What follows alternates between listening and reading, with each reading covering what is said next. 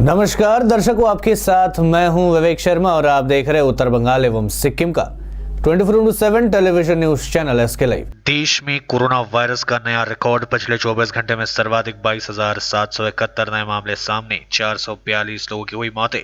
वही केंद्रीय स्वास्थ्य एवं परिवार कल्याण मंत्रालय की ओर से जारी आंकड़ों के मुताबिक देश भर में पिछले 24 घंटे में 22,771 नए मामले सामने और 442 लोगों की मौतें हुई। इसके बाद कोरोना पॉजिटिव मामलों की कुल संख्या 6,48,315 हो गई है, जिनमें से 2,35,433 सक्रिय मामले हैं। 3,94,227 लोग ठीक हो चुके हैं या उन्हें अस्पताल से डिस्चार्ज कर दिया गया है। अब तक 18,655 लोगों की मौतें हो चुकी है। देश में कोरोना के बढ़ते मामलों के बीच एक सबसे बड़ी अच्छी खबर भी आई है। भारत सरकार की ओर से बताया गया कि अब कोरोना मरीजों के ठीक होने की दर बढ़कर 60.80% हो गई है। ठीक होने की दर और मृत्यु की दर का अनुपात 95.48 4.52% है।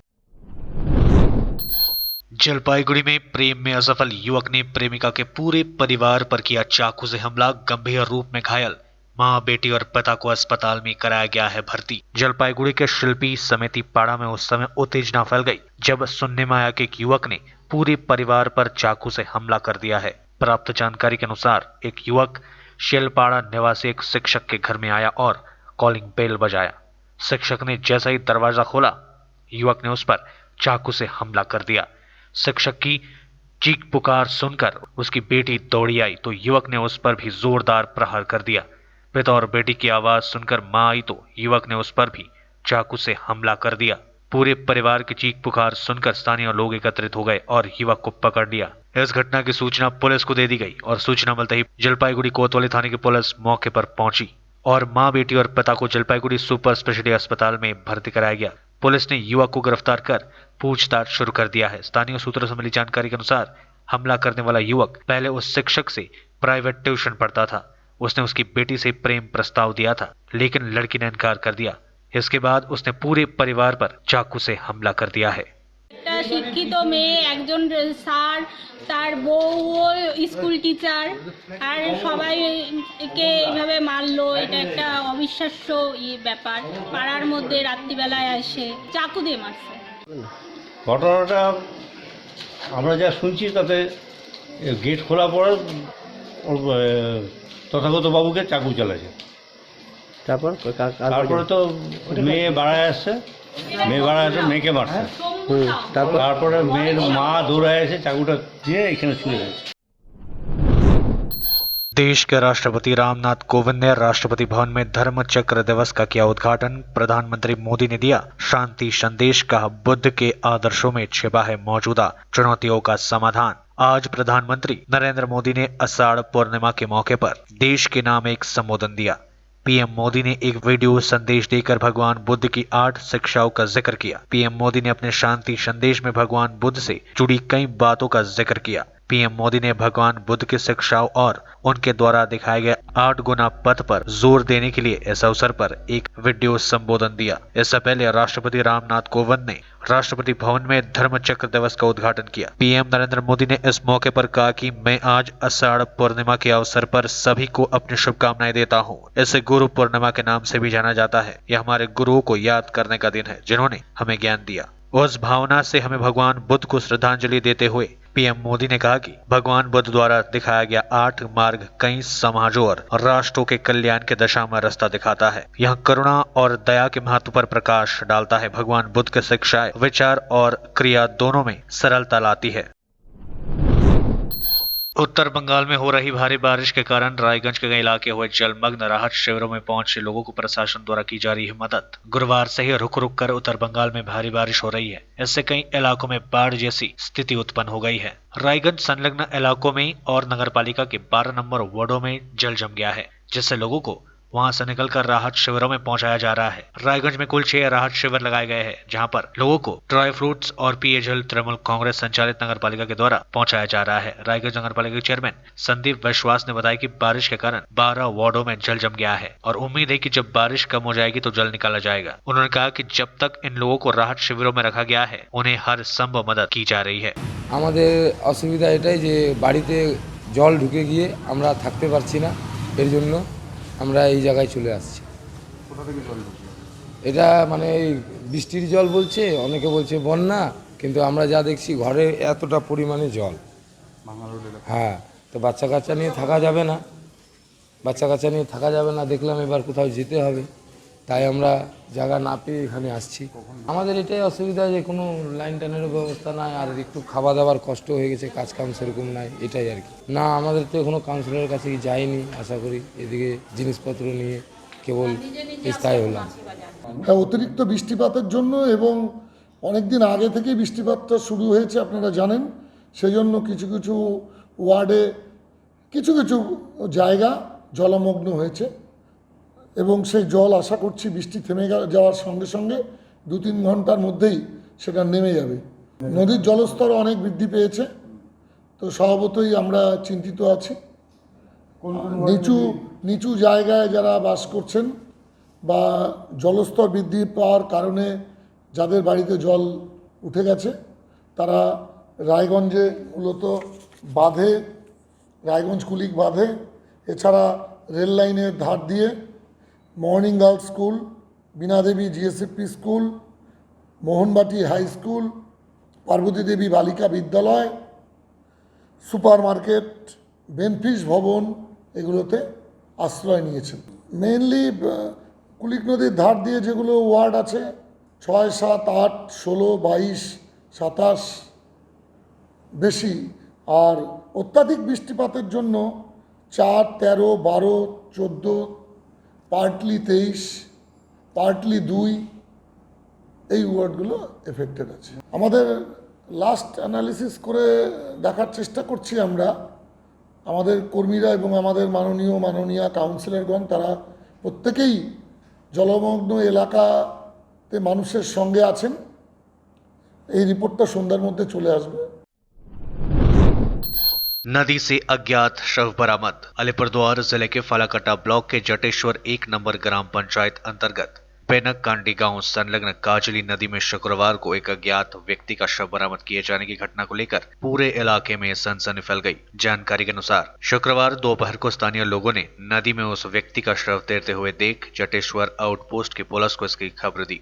नदी में शव बरामद किए जाने की खबर मिलते ही जटेश्वर आउटपोस्ट की पुलिस मौके पर पहुंचकर शव को अपने कब्जे में लेकर उसे पोस्टमार्टम के लिए भेज दिया। पुलिस ने बताया शव की शिनाख्त नहीं हो पाई है। पुलिस पूरे घटना की जांच शुरू कर दी है।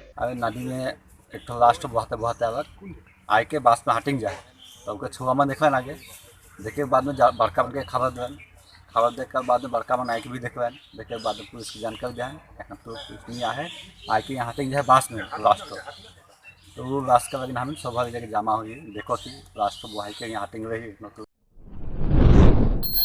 हाइड्रोलिक रोवर में आग लगने से हड़कंप। नेशनल हाईवे के 4 लेन का काम चलने के दौरान हुआ हादसा। पश्चिम बंगाल के जलपाईगुड़ी जिले में राष्ट्रीय राजमार्ग के 4 लेन का काम चलने के दौरान शुक्रवार को अचानक हाइड्रोलिक रोलर में आग लगने से चारों ओर अफरा तफरी मच गई। जलपाईगुड़ी के गौशाला मोड़ इलाके में शुक्रवार शाम को 31 नंबर राष्ट्रीय राजमार्ग पर इस घटना के बाद सड़क के दोनों किनारे यातायात ठप हो गया। हाइड्रोलिक रोलर में अचानक आग लगने से निर्माण कर्मी भी आतंकित हो उठे। इधर आग लगी की खबर मिलते ही जलपाईगुड़ी के रेस कोर्स पाड़ा से दमकल की एक इंजन मौके पर पहुंचकर आग बुझाने में जुट गई। जलपाईगुड़ी कोतवाली थाने की पुलिस भी मौके पर पहुंचकर हालत को नियंत्रित करने में जुट गई। प्रत्यक्षदर्शियों ने बताया कि राष्ट्रीय राजमार्ग में 4 लेन का काम चलने के दौरान अचानक हाइड्रोलिक रोवर में आग लग गई। प्राथमिक जांच के बाद शॉर्ट सर्किट से रोलर में आग लगने की बात कही जा रही है। हालांकि अब तक इस घटना में किसी के हताहत होने की खबर नहीं है। काफी मशक्कत के बाद दमकल कर्मियों ने आग पर काबू। এখানে জাস্ট একটা রোলারের মধ্যে আগুন লেগে গিয়েছিল, তো আমরা টার্ন আউট নিই, তো ব্রিগেড দুটো হোস্টেল জেট ইউজ করে আগুনটা কন্ট্রোলে চলে আসে।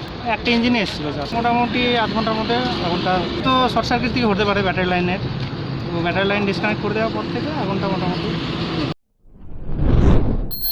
स्कूल फीस माफ करने समेत विभिन्न मांगों को लेकर एसएफआई ने एसआई को सौंपा ज्ञापन। वामपंथी छात्र संगठन एसएफआई ने कोरोना महामारी के बीच विद्यार्थियों के स्कूल फीस माफ करने की मांग को लेकर आंदोलन तेज कर दिया है। एसएफआई की ओर से स्कूल फीस माफ करने के साथ ही हालात सामान्य होने के बाद माध्यमिक व उच्च माध्यमिक परीक्षार्थियों के लिए स्पेशल क्लासेस का इंतजाम करने की मांग सरकार से की गई है। इस मांग को लेकर एसएफआई की ओर से जलपाईगुड़ी जिले में प्रदर्शन किया गया।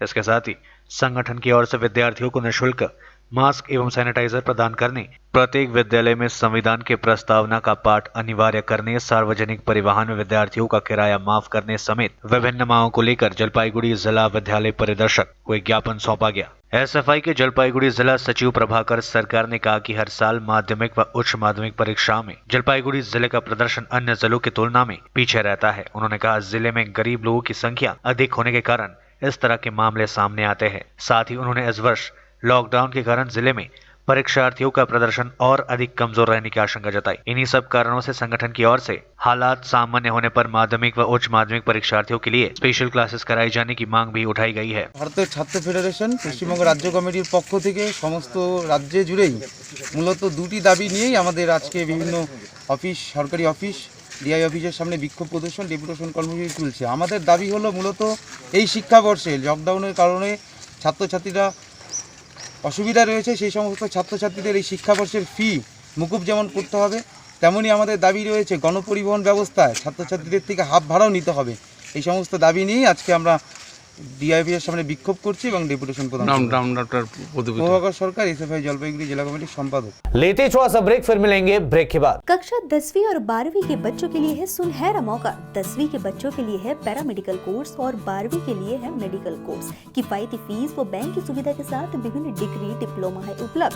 सभी स्ट्रीम के बच्चों के लिए खुली है state nursing council and Rajiv Gandhi university and health science and paramedical board, government of Karnataka से मान्यता प्राप्त Atan paramedical and nursing college. Contact number 8016235569, Champasari, Siliguri. आज जहाँ कोरोना से सभी है परेशान, हम लाए हैं कमाने का तरीका आसान। 21वीं सदी में महिलाएं आत्मनिर्भर होकर स्वाभिमान के साथ जीना चाहती है। अगर आप एक गृहिणी हैं और घर से ही मुनाफे वाला व्यवसाय करने का सोच रहे हैं तो आपके लिए सुनहरा मौका लाए हैं टपरवेयर के सिलीगुड़ी स्थित पूरे नॉर्थ बंगाल के डिस्ट्रीब्यूटर नारायणी पार्टी सेल्स। तो सोचिए नहीं, स्क्रीन में दिए गए नंबर में संपर्क कीजिए और विस्तृत जानकारी लीजिए। घर बैठे पैसे कमाए, आज ही फ्री मेंबरशिप लीजिए, अपने सपनों को पूरा कीजिए। मुश्किल की इस घड़ी में आपका साथ ही सिर्फ टपरवेयर के लिए एसके लाइव ही बेस्ट ऑप्शन है। एसके लाइव का इस क्षेत्र में 24 घंटा टेलीविजन, एंड्रॉइड ऐप और वेबसाइट पर प्रसारण होता है। सोशल मीडिया पर भी हम उपलब्ध हैं। हमारी व्यूवरशिप 9 लाख से अधिक है। सिक्किम, हैथवे और NXT डिजिटल पर, दार्जिलिंग और कालिम्पोंग में दोनों हैथवे और CCN सेटअप बॉक्स पर, क्लामपुर से लेके मैनागुड़ी हैथवे पर, सिटी केबल पर सिलीगुड़ी और आसपास, नक्सलबाड़ी से पानी टंकी तक NXT डिजिटल में। तो सोचिए नहीं, कॉल करें 7908554308। ब्रेक के बाद आपका फिर से स्वागत है। बढ़ते हैं खबरों की तरफ। सिलेबस पूरा करने के लिए शनिवार को पूरा क्लास कराने का प्रस्ताव, विभिन्न मांगों को लेकर ABPTA ने दिया ज्ञापन। शिक्षक संगठन ABPTA की ओर से पूरे देश के साथ साथ जलपाईगुड़ी जिले में विभिन्न मांगों को लेकर जिला प्राथमिक शिक्षा कार्यालय के सामने विरोध प्रदर्शन किया गया। इसके साथ ही संगठन की ओर से अपनी मांगों को लेकर शिक्षा अधिकारी को ज्ञापन सौंपा गया। संगठन की ओर से कोरोना वायरस के मद्देनजर विद्यार्थियों के कल्याण के लिए आवश्यक कदम उठाने, सेवानिवृत्त शिक्षकों को पेंशन देने के काम में तेजी लाने समेत 9 सूत्री मांगों को लेकर शिक्षा विभाग के सचिव को ज्ञापन सौंपा गया। इसके साथ ही इन मांगों को लेकर DSCC प्रांगण में ABPTA समर्थकों ने विरोध प्रदर्शन किया। ABPTA के जिला सचिव विलभ झा ने बताया कि हालात सामान्य होने के बाद सरकारी निर्णय के अनुसार स्कूल चालू किए जाने के बाद वे लोग विद्यार्थियों के लिए अतिरिक्त समय शिक्षा दान करना चाहते हैं। उन्होंने कहा कि 2 शिफ्ट में बच्चों की पढ़ाई की जा सकती है। इसके साथ ही उन्होंने कहा कि आवश्यकता पड़ने पर 2 महीने शिक्षा वर्ष को पीछे कर विद्यार्थियों का सिलेबस पूरा करने की व्यवस्था की जा सकती है। इतना ही नहीं, उन्होंने सिलेबस पूरा करने के लिए शनिवार को पूरा क्लास चलाए जाने की भी प्रस्ताव दिया है। इसके साथ ही उन्होंने कोरोना काल में अभिभावकों और लोगों को जागरूक कराने के काम में नियुक्त शिक्षक शिक्षिकाओं को आवश्यक उपकरण प्रदान किए जाने की भी मांग की। माननीय चेयरमैन साहेब DI साहेबের সাথে আলোচনা করবার জন্য আমাদের শিক্ষাগত বৃত্তিগত কিছু বিষয় নিয়ে আজকে সর্বভারতীয় দাবি দিবস।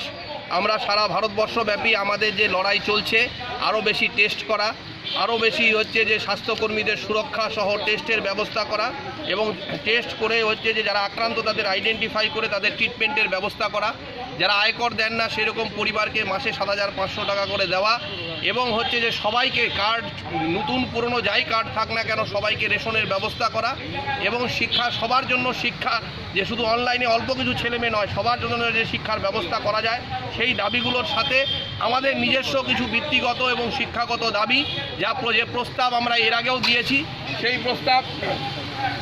প্রস্তাব নিয়েই আমরা আজকে হচ্ছে এখানে এসেছি। আমরা দাবি জানিয়েছি যে স্কুল যখন খুলবে, যখন পরিস্থিতি স্বাভাবিক হবে, আমরা দুটো শিফটে স্কুল করতে চাই। মর্নিংয়ে একটা শিফট, যাতে গ্যাদারিং না হয়, ডেতে একটা শিফট। তার সাথে দাঁড়িয়ে আমরা চাইছি যে শনিবার পূর্ণ দিবস স্কুল হবে, এনআই অ্যাক্ট ও রবিবার ছুটি বাদ দিয়ে অন্য সব ছুটি বাতিল করা হবে। আমরা অতিরিক্ত ক্লাস নিয়ে তাদের ঘাটতি পূরণ করব এবং সেশনটাকে 2-3 মাস বাড়িয়ে দিয়ে তাদের এই ঘাটতিগুলো যাতে পূরণ করা যায় সেই চেষ্টা আমরা করব। এবং এই দাবিগুলো, তার সাথে আমাদের ব্যক্তিগত কিছু দাবি আছে, সেই দাবিগুলো নিয়েই আমরা ডিআই সাহেবের সাথে আজকে মিট करते। कोरोना वायरस के दुनिया में अब तक 1.19 करोड़ लोग संक्रमित। पाकिस्तान के विदेश मंत्री कुरैशी हुए संक्रमित। ब्राजील में मामले 15 लाख से ज्यादा। दुनिया भर में कोरोना वायरस से अब तक 1,19,09,678 लोग संक्रमित हो चुके हैं। इनमें 62,97,610 मरीज ठीक हो चुके हैं। 5,29,113 लोगों की मौतें हो चुकी है। एक अहम खबर पाकिस्तान से आ रही है। यहाँ विदेश मंत्री शाह महमूद कुरैशी पॉजिटिव पाए गए हैं। कुरैशी ने खुद इसकी जानकारी दी। ब्राजील में मामले 15 लाख से भी ज्यादा है। पाकिस्तान के विदेश मंत्री शाह महमूद शुक्रवार रात कोरोना पॉजिटिव पाए गए। कुरैशी ने खुद ट्विटर पर इसकी जानकारी दी। पाकिस्तान में 2,23,000 से ज्यादा लोग संक्रमित हैं। 4,595 लोगों की मौतें हो चुकी है। पश्चिम बंगाल में एक दिन में कई रिकॉर्ड टूटे। कोरोना के मामले 20,000 के पार। सिर्फ 4 जिले में 78% एक्टिव केसेस। देश में कोरोना वायरस का संक्रमण तेजी से फैलता जा रहा है। राज्यों में हालात लगातार बिगड़ रहे हैं।